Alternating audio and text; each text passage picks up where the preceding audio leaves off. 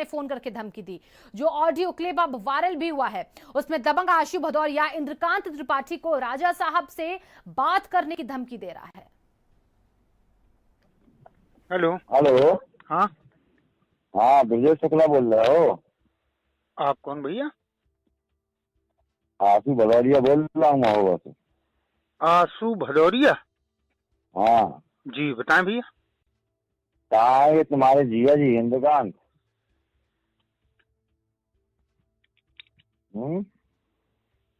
Hello बोलो। जी भाई साहब। तुम्हारे जिया जी इंद्रकांत कहाँ है?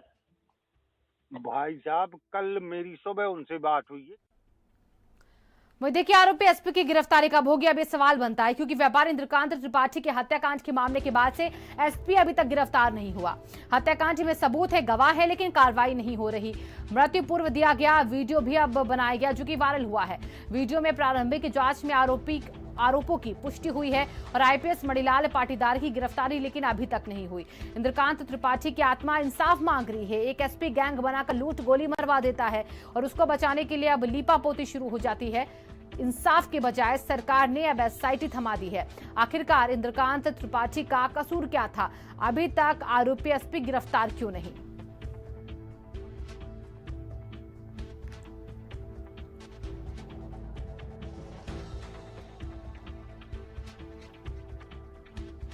तो आरोपी एसपी जो कि अभी तक देखिए पुलिस के शिकंजे से दूर है, उसको पकड़ने के लिए टीमें रवाना हो चुकी हैं। महोबा में व्यापारी के अंतिम संस्कार के बाद एसपी वीरेंद्र कुमार की अभद्रतापूर्ण व्यवहार से अचानक जन आक्रोश भड़क उठा। यहाँ पर अंतिम संस्कार से लौट रहे कुछ लोगों को थाने ले जाकर पूछताछ करने को लेकर लोगों में जमकर गुस्सा देखा गया।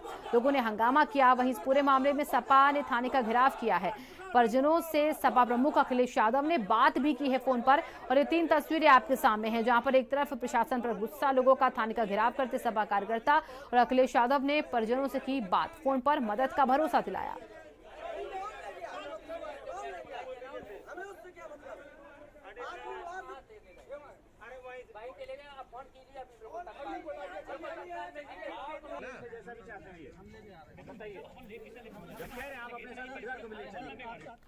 इंद्रकांत त्रिपाठी के भाई ने मांग की है आईपीएस मणिलाल पाटीदार की गिरफ्तारी हो, सभी आरोपियों की तुरंत गिरफ्तारी हो। भाई रविकांत त्रिपाठी ने सीएम योगी आदित्यनाथ को पत्र लिखा है। आरोपियों को जेल भेजने की मांग की गई है इस पत्र में। और जो आरोपी है मणिलाल पाटीदार एसपी, उसको भी कहा है कि जल्द ही सलाखों के पीछे डाला जाए। जितने भी आरोपी हैं, जितने भी पुलिस वाले इसमें शामिल हैं, सभी के खिलाफ एक्शन लेते हुए गिरफ्तारी की जाए। भाई रविकांत त्रिपाठी ने अब इन्हीं सारी बातों को लेकर सीएम योगी आदित्यनाथ को एक लेटर लिखा। भारत समाचार से खास बातचीत में भाई रविकांत और भतीजे शरद ने व्यापारी इंद्रकांत की मौत पर क्या कुछ कहा है, उनकी मांग क्या है, वो आपको सुनाते हैं। विस्फोटक कारोबारी इंद्रकांत त्रिपाठी ने जिसकी आशंका जताई थी, आखिर उनके साथ वही हुआ। 5 दिन तक जीवन मौत से संघर्ष करने के बाद उन्होंने आज एजेंसी अस्पताल में दम तोड़ दिया। उन्होंने मौत के पहले एक वीडियो वायरल किया था, जिसमें उन्होंने कहा था कि महोबा के तत्कालीन कप्तान पाटीदार उनकी हत्या करा सकते हैं और वही बात सही भी साबित हुई। उसके 2 दिन बाद वो जिस हालत मिले, उनकी गर्दन में गोली लगी हुई थी, उनको इस अस्पताल में लाया गया एजेंसी में, जहां कुछ देर पहले उनकी मौत हो गई। आई हमारे साथ उनके भाई मौजूद हैं। 2020 को मेरे भाई को एसपी महोबा मणिलाल पाटीदार, अशोक कवरई और सुरेश सोनी, ब्रह्मदत्त व कुछ अज्ञात पुलिस वालों ने मिल करके साजिश रच करके गोली मार दी थी। मेरा भाई कवरई बांधा रोड में 4 किलोमीटर कवरई बांधा रोड में 4 किलोमीटर करीब खोड़ा के पास गाड़ी में घायल अवस्था में मिला था।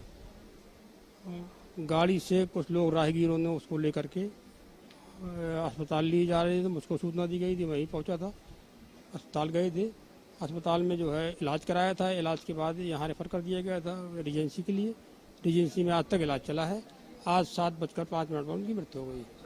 वो मुकदमा मैंने लिखाया था 387, 307, 120B और 7/13। उन्होंने आशंका जताई थी कि उनकी हत्या हो सकती है, वो हुआ। अब क्या मांग करते हैं सरकार से? आप क्या मांग? ये है कि जो मूल्यवान नामजद हैं उनकी तत्काल गिरफ्तारी कराई जाए, वरना वो साक्ष्य के साथ छेड़छाड़ करेंगे और जो गवाह होंगे उनके जीवन को खिलवाड़ करेंगे और हमारी भी हत्या हो सकती है। इनके भाई कहना है कि उनके साथ साथ अब उनके भाई ने भी अपनी हत्या की आशंका जताई। उनके परिजन यहाँ मौजूद है। क्या लगता है जो कह रहे हैं, आपको क्या लगता है इस तरह की घटना हो सकती है इनके साथ? बिल्कुल हो सकती है। हम सबकी जान खतरे में है और जब तक ये चारों आरोपी बाहर रहेंगे ये कुछ भी कर सकते हैं। फैक्ट्स के साथ, फिगर्स के साथ, हम में से किसी की भी लाइफ के साथ कुछ भी हो सकता है। कृपया करके इनको सबसे पहले अरेस्ट किया जाए। सबसे पहली मांग ये है कि इनको अरेस्ट किया जाए, उसके बाद आगे की कार्रवाई बढ़ाई जाए, क्योंकि ये बहुत अच्छे थे, मतलब एक्स एसपी थे, तो इनकी पावरफुल आदमी है। ये इसके गुरखे भी थे। ये घटना से 1.5-2 घंटे पहले इन्होंने फ़ोन भी कराया किसी आशु भदौरिया का। वो कहता है फ़ोन पे कि ये राजा साहब नाराज हो रहे हैं। राजा साहब बुंदेलखंड में एसपी को कहा जाता है, और वो कह रहा है कि राजा साहब नाराज हो रहे हैं, तुम समझे रहो, अब पता करो। उनके साले को फ़ोन कराया था, विक्टिम के, इंद्रकांत त्रिपाठी के, ब्रजेश शुक्ला, उनके साले हैं, उनको फ़ोन कराया था।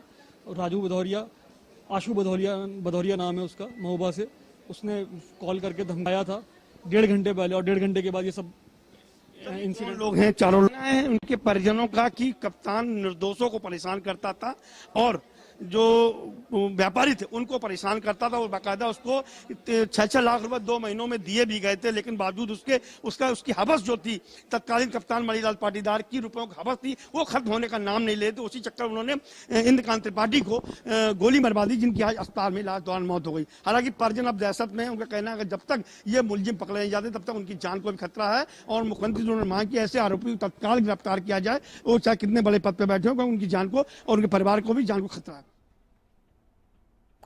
महोबा के व्यापारी इंद्रकांत की भतीजी का एक वीडियो वायरल हो रहा है, जिसमें वो न्याय और मदद की गुहार लगा रही है। वो वीडियो भी हम आपको सुनाएंगे, जिसमें सीएम योगी आदित्यनाथ से अपने और अपने परिवार की सुरक्षा को लेकर भी बातें कही गई हैं। इसी के साथ जो धमकियां दी जा रही है उसको लेकर भी कई बातों का जिक्र है।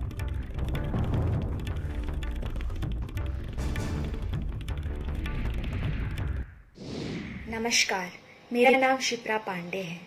मैं आप सभी से हाथ जोड़कर प्रार्थना करती हूँ कि आप हमारी मदद करें। हमारा पूरा परिवार आज संकट में है। मेरे चाचा इंद्रकांत त्रिपाठी, जो कबरई के लाइसेंसी विस्फोटक और क्रैशर के व्यवसायी हैं, 8 तारीख को एसपी महोबा मणिलाल पाटीदार द्वारा उन्हें गोली मरवाई गई। मेरे चाचा को उनकी हत्या की एसपी द्वारा आशंका पहले से ही थी, क्योंकि एसपी मणिलाल पाटीदार ने उन्हें बुलाया था और उनसे कहा था कि तू मुझे हर महीने 6 लाख रुपए दे। अगर तू नहीं देगा तो मैं तेरे परिवार और तुझ पे इतने फर्जी आरोप लगा दूंगा सट्टेबाजी के और अवैध विस्फोटक के कि तू चाह कर भी कभी भी जेल से वापस नहीं आ पाएगा। चाचा ने कहा कि मेरा धंधा ठप पड़ा है सर, मैं आपको हर महीने 6 लाख रुपए नहीं दे सकता हूँ। इस पर उन्होंने खूब गाली गलौज किया और ये कहा कि अगर तूने इसके बारे में किसी को भी बताया, किसी भी मंत्री का फोन करवाया, किसी को भी मेरे खिलाफ कंप्लेंट की, तो मैं तेरी हत्या करवा दूंगा। चाचा देने में असमर्थ थे, इसीलिए उन्होंने फैसला किया कि वो प्रेस कॉन्फ्रेंस करेंगे और पूरे सबूत पत्रकारों को देंगे, और साथ ही साथ उन्होंने लिखित रूप में सबूतों के साथ शिकायत योगी आदित्यनाथ जी को की थी।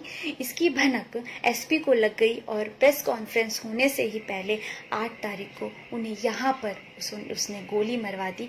और आज मेरे चाचा की हालत इतनी गंभीर है, वो कानपुर के रीजेंसी हॉस्पिटल में एडमिट है, और आज उनकी हालत इतनी गंभीर है कि पूरा परिवार सकते में है। और हम सभी को डर है कि हमारे पूरे परिवार पे कोई संकट ना आए, क्योंकि चाचा को अगर कुछ भी हो गया वो कुछ बोल नहीं पाएंगे और वो हमारे परिवार को किसी भी तरीके से नुकसान पहुंचा सकता है।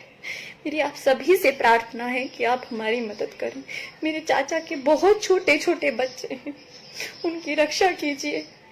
योगी आदित्यनाथ जी, आपने एसपी महोबा को सस्पेंड तो कर दिया है, पर हम पे जो संकट आया है उसको दूर कीजिए। मेरे चाचा को इंसाफ दिलाइए। हमारे पे जो खतरा मंडरा रहा है सर, हमारी रक्षा कीजिए। मेरी आप सभी से प्रार्थना है, मीडिया कर्मियों से, बड़े अधिकारियों से, योगी आदित्यनाथ जी से, कि हमारी मदद कीजिए। मेरे चाचा के प्राण संकट में है, उनके 2 छोटे छोटे बच्चे हैं। हमें पूरे परिवार को जान और माल का खतरा है। हमारी रक्षा कीजिए, हमारी रक्षा कीजिए। वो इंद्रकांत त्रिपाठी के साले विजय शुक्ला को एक दबंग आशु भदौरिया ने फोन करके धमकी दी थी, जो ऑडियो क्लिप अब वायरल हो चुका है। उसमें दबंग आशु भदौरिया इंद्रकांत त्रिपाठी को राजा साहब से बात करने की धमकी दे रहा है। Hello hello. हाँ, हाँ, विजय शुक्ला बोल रहे हो? आप कौन भैया? आशु भदौरिया बोल रहा हूँ महोबा से। आशु भदौरिया? हाँ जी बताएं भैया। कहाँ है ये तुम्हारे जिया जी इंद्रकांत?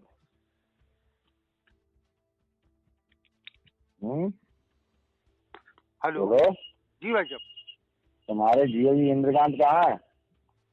भाई साहब कल मेरी सुबह उनसे बात हुई है। कल सुबह से उनके दोनों फोन बंद आ रहे हैं, मैं बराबर लगा रहा हूँ।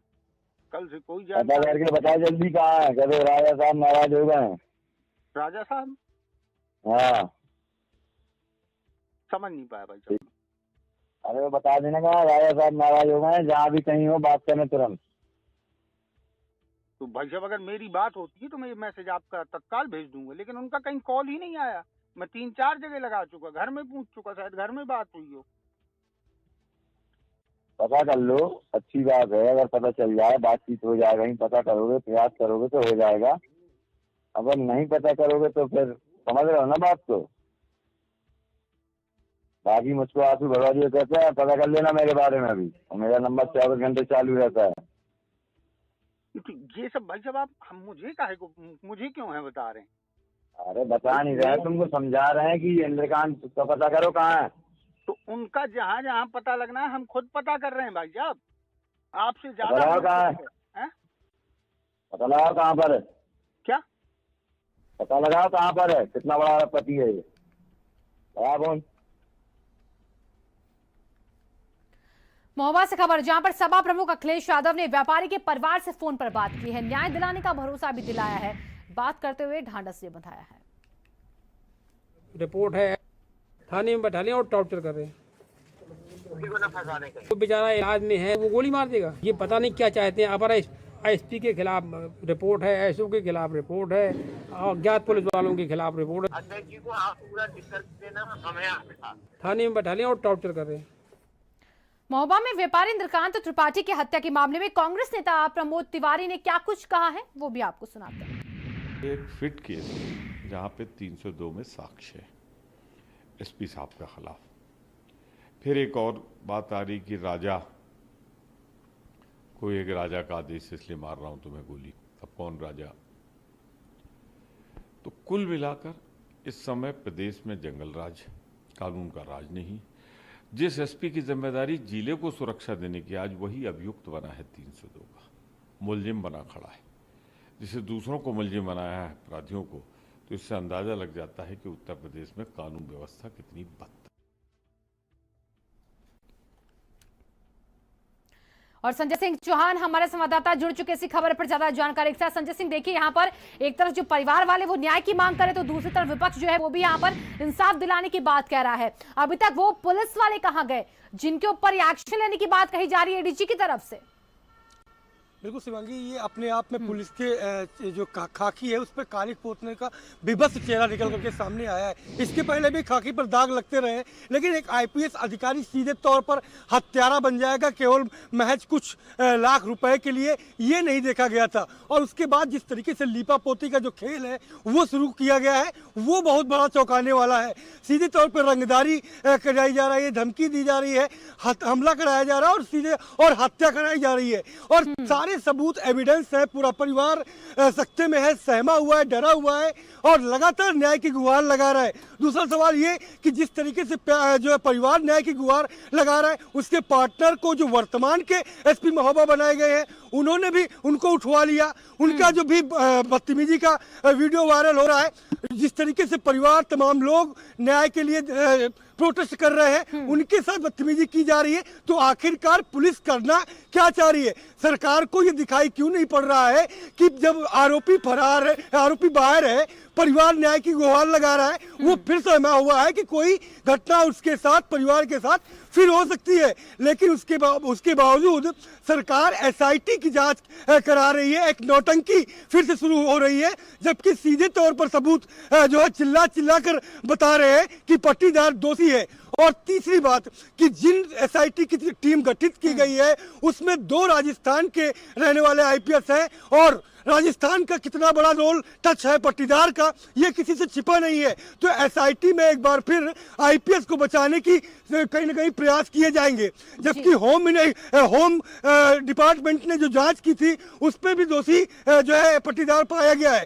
सारे एविडेंस खुल करके सामने आ रहे हैं, लेकिन कहीं ना कहीं लॉबिंग की जा रही है, बचाने का प्रयास किया जा रहा है। संजय, आप राजस्थान के एक कनेक्शन की बात करें जो कि पाटीदार से आपने अभी बोला कि है, और वो कनेक्शन अगर है तो एसआईटी कैसे निष्पक्ष जांच करेगी, इस पर आपने भी सवाल उठाए। और सवाल इसलिए भी क्योंकि जब सबूत है तो कि यहाँ पर एसआईटी की जरूरत पड़ी है। वो कनेक्शन, राजस्थान का कनेक्शन क्या कुछ कहता है? बिल्कुल, राजस्थान का कनेक्शन ये कहता है कि जिस तरीके से एसआईटी की टीम में 2 राजस्थान के कनेक्शन वाले हैं और पट्टीदार का कनेक्शन है, वो लोग जांच नहीं करेंगे। क्योंकि सबसे बड़ी बात शिवांगी ये है कि आईपीएस की जांच सीनियर आईपीएस से ही कराई जा रही है। वो अपने कैडर के लोगों को बचाने का पूरा प्रयास करेंगे, और जिस तरीके से एसआईटी जांच करेगी, 7 दिन में रिपोर्ट देगी, वो आने वाले वक्त में देखने को मिलेगा। कि और लगातार टाइम दिया जा रहा है कि आरोपी जो पट्टीदार है वो अपने बचाव का जो पूरा सुरक्षा चक्र है वो तैयार कर ले, कैसे गवाह तोड़ ले, कैसे ये वक्त आखिरकार क्यों दिया जा रहा है उसको, कि जब सीधे तौर पर अगर क्या ये कानून आईपीएस के लिए अलग होगा, आम आदमी के लिए अलग होगा। और देखिए, अब यही जो डर है वो परिवार वालों को भी सता रहा है कि अभी तक आरोपी गिरफ्त में नहीं है, वो धमकी दे सकते हैं, वो मार सकते हैं परिवार के लोगों को। तो ये जो शक, अंदेशा परिवार वाले जाहिर करें तो क्या इसके बाद उनको कोई सुरक्षा नहीं दी जा रही है, उनकी बातों की सुनवाई नहीं हो रही है? सुरक्षा की तो बात ही छोड़ दीजिए, ये मित्र पुलिस बनने वाली हत्यारी पुलिस बनकर के बैठी हुई है। एक आईपीएस हत्या करवाता है, उसके खुले गुर्गे वहां पर धमकी देते हैं, और वो अभी भी खुले आम घूम रहे हैं। कितने गुर्गे हैं जो गुर्गों के दम पे ये एसपी वहां पर लूट करवाता था? क्या जिम्मेदारी सरकार लेगी कि वो गुर्गे परिवार के साथ दूसरी कोई घटना न कर दे, परिवार को तोड़ने का प्रयास न किया जाए कि आप इस केस से हाथ पीछे खींचिए वरना और घटनाएं की जाएंगी? ये जिम्मेदारी कौन लेगा, कौन सुरक्षा देगा? वो परिवार, उसके लोग, उसके जो पार्टनर हैं उनको पुलिस उठा ले रही है। जिनको उठाना चाहिए, गुर्गों को खोजना चाहिए, उस एसओ, उस सिपाही, उस दरोगा, उस एडिशनल को भी खोजना चाहिए जिनकी संलिप्तता है, उस एसपी को खोजना चाहिए। बिल्कुल संजय, देखिए जल्द गिरफ्तारी बहुत जरूरी हो जाती है। आप नजर बना के रखिएगा इस खबर पर। बहुत बहुत शुक्रिया आपका। लखनऊ से खबर आपको बता दें, 8 साल के बच्चे को तालिबानी सजा दी गई है। यहाँ पर ट्यूशन